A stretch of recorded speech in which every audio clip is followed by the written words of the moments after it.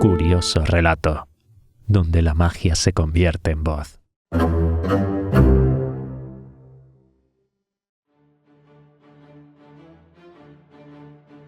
Capítulo 5. La muerte del ciego. En cierto modo, mi curiosidad era mayor que mi temor, pues no pude quedarme donde estaba y volví hacia atrás arrastrándome por la ribera hasta un punto en el que, escondido detrás de unas matas de retama, conseguía dominar el camino que llevaba hasta nuestra puerta. Apenas me había apostado en aquel lugar cuando mis enemigos comenzaron a llegar, unos 7 u 8 corriendo a todo correr, con los pies golpeando el camino desacompasadamente y el hombre de la linterna unos cuantos pasos por delante. 3 hombres corrían juntos, cogidos de la mano, y adiviné, a pesar de la niebla, que el del medio debía de ser el mendigo ciego. Al instante, su voz me demostró que no me había equivocado. «¡Echad la puerta abajo!», gritó. «¡A la orden, señor!», respondieron 2 o 3. Todos se abalanzaron sobre el almirante Bimbo, quedándose el de la linterna en retaguardia. Luego vi que se detenían y los oí hablar en voz baja, como si les sorprendiera encontrar la puerta abierta. Pero su pausa fue breve porque el ciego volvió a darles órdenes enseguida. Su voz sonaba más fuerte y más aguda, como si estuviera enloquecido de ansiedad y de rabia. «¡Adentro! ¡Adentro! ¡Adentro!», gritaba, maldiciéndolos por su tardanza.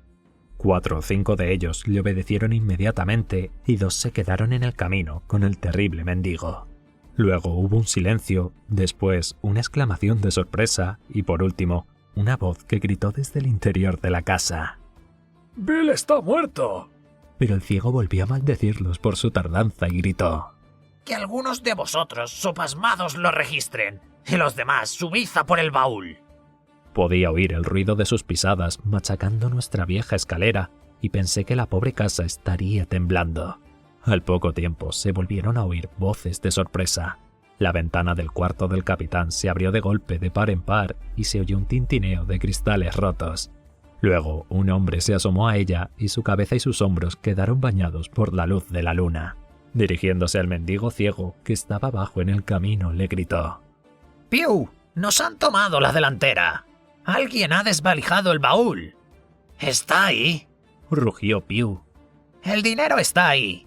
El ciego maldijo el dinero y gritó: «Me refiero al escrito de Flint. No lo vemos por ninguna parte», replicó el otro. «Vosotros, los de abajo, mirad a ver si Bill lo lleva encima», gritó de nuevo el ciego. Al oír esas palabras, otro de ellos, probablemente uno que se había quedado abajo para registrar el cadáver del capitán, salió a la puerta de la posada y dijo: «A Bill ya lo han desplumado. No le han dejado nada encima». «Habrá sido esta gente de la posada. ¡Ese muchacho! Así le hubiera arrancado los ojos», gritó el ciego Pew. «Estaban aquí hace un rato. Tenían la puerta cerrada por dentro cuando intenté abrirla. Salid cada uno por un lado, muchachos, y encontradlos. Han sido ellos. Se han dejado aquí la vela», dijo el tipo de la ventana. «Cada uno por un lado, hasta que deis con ellos. Registrad la casa de arriba abajo», repitió Pew golpeando el camino con el bastón. Luego se oyó un gran tiberio por toda nuestra vieja posada, fuertes pisadas de acá para allá, los muebles patas arriba, patadas en las puertas, hasta que las mismísimas peñas devolvieron el eco y los hombres salieron nuevamente al camino y declararon que no nos encontraban por ninguna parte. Justo en aquel momento, el mismo silbido que nos había asustado a mi madre y a mí cuando estábamos contando el dinero del capitán se volvió a oír más claramente en la noche, pero esta vez repetido. Yo había creído que era la corneta del ciego, que como si dijéramos daba la señal de abordaje a su tropa, pero entonces me di cuenta de que era una señal que bajaba desde el cerro hacia la aldea y por el efecto que tuvo sobre los bucaneros, era una señal que los advertía de la inminencia de un peligro. «Ese es Dirk de nuevo», dijo uno. «Y ha sonado 2 veces. Tenemos que largarnos, compañeros». «¿Qué nos vamos a largar, soberzotas?», gritó Pew. «Dirk ha sido siempre un necio y un cobarde. No le hagáis ni caso. Tienen que estar por aquí cerca. No pueden haber ido muy lejos. Hay que echarles el guante. Cada uno por un lado a buscarlos, perros. ¡Maldita sea mi alma! ¡Si yo tuviera ojos! Esta orden produjo al parecer algún efecto, pues 2 de los individuos empezaron a buscar por la leñera, aunque con desgana me pareció, y asustados por el peligro que los acechaba, mientras que los demás se quedaron sin saber qué hacer en medio del camino. Tenéis millones al alcance de la mano, estúpidos, y andáis remoloneando. Seríais más ricos que el rey si dierais con ello. Sabéis que está aquí, y no os movéis. Ni uno de vosotros se atrevió a plantarle cara a Bill. Fui yo el que lo hizo, un ciego. Y ahora voy a perder mi oportunidad por vuestra culpa. Una perra vida arrastrada, mendigando un vaso de ron cuando podría ir en carroza. Con que tuvierais las agallas de un mosquito, seríais capaces de atraparlos. Déjalo ya, Pew. Tenemos los doblones. Gruñó uno de ellos. Puede que hayan escondido la maldita cosa esa, dijo otro.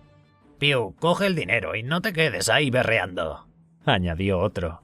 Berrear fue justamente lo que hizo Pew cuando, enfurecido, replicó a todas esas objeciones y al final perdió completamente el juicio y se puso a dar literalmente palos de ciego a diestro y siniestro, alcanzando a más de uno con el bastón.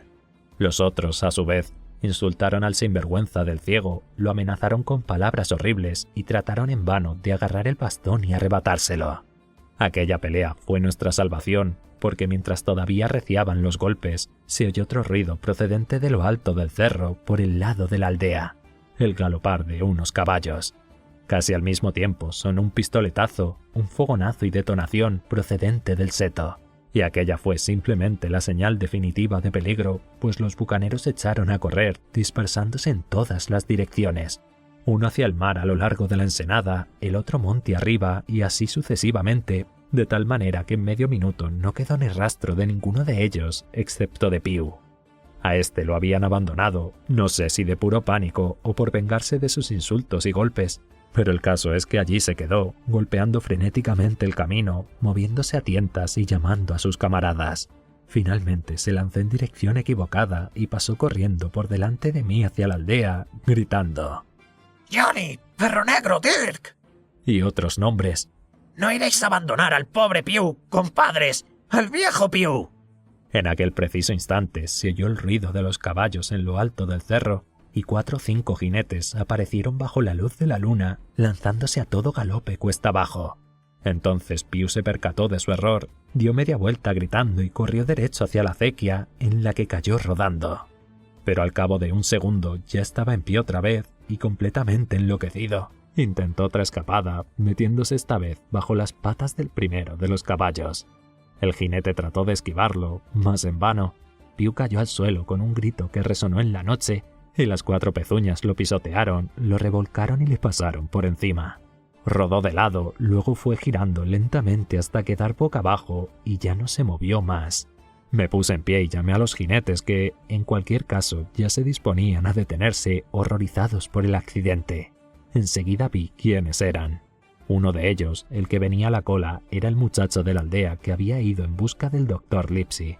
Los demás eran agentes de aduana con los que se había encontrado de camino y con los que había tenido la feliz idea de regresar inmediatamente. A oídos del superintendente Dance había llegado alguna noticia del lugre que se encontraba en el agujero del gato y por ello se había puesto de camino hacia nuestra aldea aquella noche. A esa circunstancia le debíamos mi madre y yo el habernos librado de la muerte. Pew estaba muerto y bien muerto. En cuanto a mi madre, la subimos a la aldea y se recuperó con la ayuda de un poco de agua fría y sales.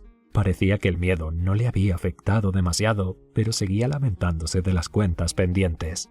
Entretanto, el superintendente siguió cabalgando lo más aprisa que pudo hasta el agujero del gato, pero sus hombres tuvieron que desmontar y bajar a tientas por el barranco, llevando sus caballos por las riendas y a veces sujetándolos. Además, temían continuamente una emboscada, por lo cual no resultó nada sorprendente que cuando llegaron al agujero del gato, el lugre ya se hubiera hecho a la mar, aunque todavía estaba cerca. Dance les gritó que se detuvieran. Le replicó una voz que le dijo que apartara del resplandor de la luna o le meterían un poco de plomo en el cuerpo, y al mismo tiempo una bala pasó silbando al lado de su brazo. Al poco tiempo, el lugre dobló el cabo y desapareció. El señor Dance se quedó allí clavado, como pez fuera del agua, según sus propias palabras, y todo lo que pudo hacer fue despachar a un hombre a B para avisar al guardacostas. Esto es lo mismo que no hacer nada, Añadió. Se han largado con viento fresco. Me alegro de haber pateado a Maese Piu. Porque para entonces ya había oído mi relato. Regresé con él al almirante Bimbo y no podéis imaginaros el estado en que se encontraba la casa. Aquellos granujas habían tirado hasta el reloj cuando nos buscaban enfurecidos a mi madre y a mí. Y aunque realmente no se habían llevado nada más que la bolsa del dinero del capitán y unas monedas del bar, me di cuenta inmediatamente de que estábamos en la ruina. El señor Dance lo contemplaba todo sin comprender lo que había sucedido. ¿Dices que se llevaron el dinero? Entonces, ¿qué diablos andaban buscando, Hopkins? ¿Más dinero acaso? No, señor, me parece que no era dinero, le contesté. De hecho, señor, creo que tengo lo que buscaban en el bolsillo de la pechera, y a decir verdad, me gustaría ponerlo a buen recaudo. Faltaría más, muchacho. Tienes razón, me dijo él. Si quieres me hago cargo. Había pensado que tal vez el Dr. Livesey... Comencé a decir. Perfectamente, me interrumpió él en tono cariñoso. Es un caballero y un magistrado, y ahora que lo pienso, tal vez me acerque hasta allí a caballo y le cuente lo sucedido a él o al caballero Trelawney. A fin de cuentas, Maese Piu está muerto. No es que lo lamente, pero está muerto, ¿comprendes? Y ya sabes que a la gente le gusta meterse con los recaudadores de su majestad siempre que puede. Así que tú verás, Hawkins. Si quieres, te llevo hasta allá. Le agradecí de corazón su ofrecimiento y regresamos hasta la aldea donde estaban los caballeros. Para cuando le había contado a mi madre lo que pensaba hacer, ya estaban todos ensillados. Dogger, dijo el señor Dance, tienes un buen caballo. Pon a este muchacho a la grupa contigo. En cuanto monté y me agarré al cinto de Dogger, el superintendente dio la orden y el grupo salió al trote ligero en dirección a la casa del Dr. Livesey.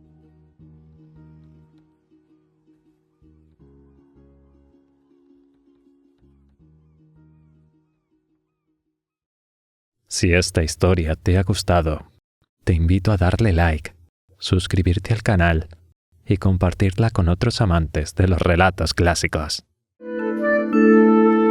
Curioso relato, donde la magia se convierte en voz.